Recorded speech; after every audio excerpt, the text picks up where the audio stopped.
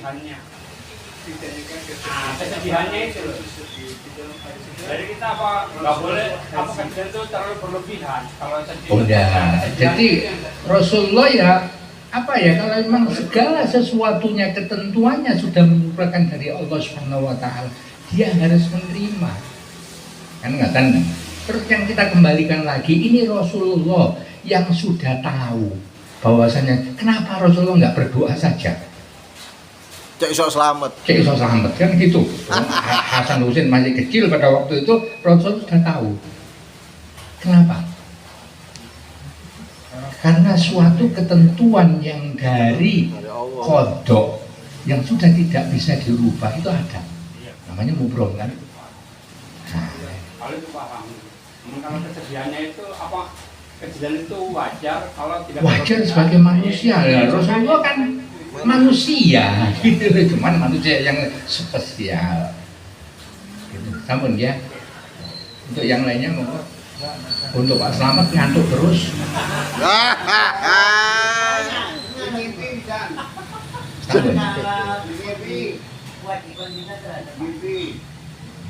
Kan ada batasan.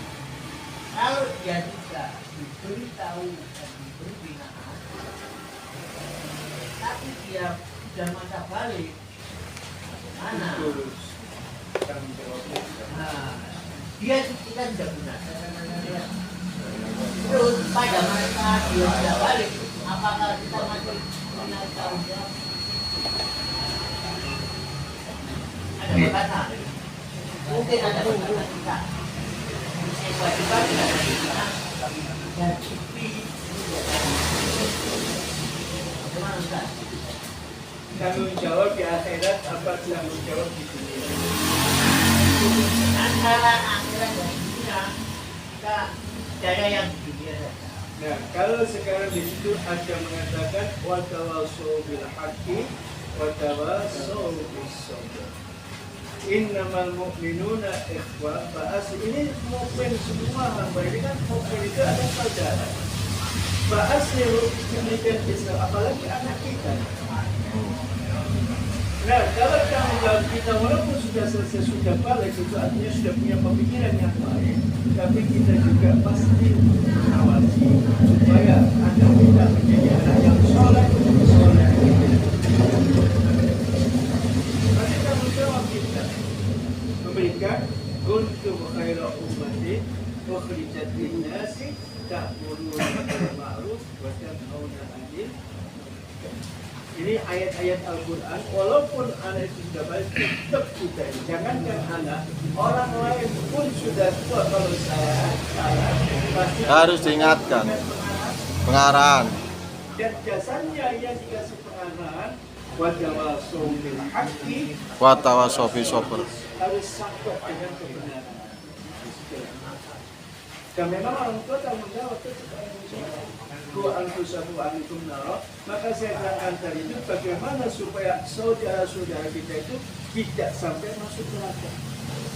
Pasti mengacu kepada ekonomi. Maka di situ saya ajukan pembentukan ekonomi secara mikro, secara keluarga kecil. Maka di situ dibentuk pada waktu lebaran halal di silaturahmi. Di samping silaturahmi kita mengetahui saudara kita yang tidak mampu, kami kita yang tidak mampu.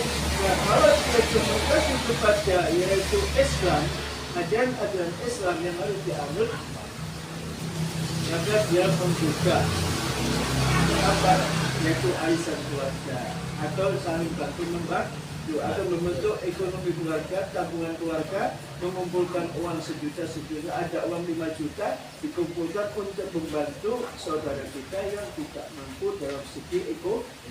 Maka di situ Islam akan berkembang. Tidak ada orang miskin, tidak ada anak yatim. Tapi ini kesalahan umat. Tidak mau menjalankan ajaran yang diajarkan dalam Al-Quran. Sampai pun Rasul mengatakan apa? Wa qala Rasul inna qaumi ittakhadhu hadzal Qur'ana mahjura. Semua diajarkan Al-Quran. Ya Allah, umat itu mana daripada Mic-nya Ustaz. Mic-nya. Kalau Mic-nya Ustaz. Mic-nya nggak denger YouTube Ustaz. Kelas. Kelas sudah. Ampun ya. Kalau nggak kuat datang ke rumah nggak apa-apa. Kalau ada hal-hal itu, Anu yang tadi minta doa Ustaz. Walau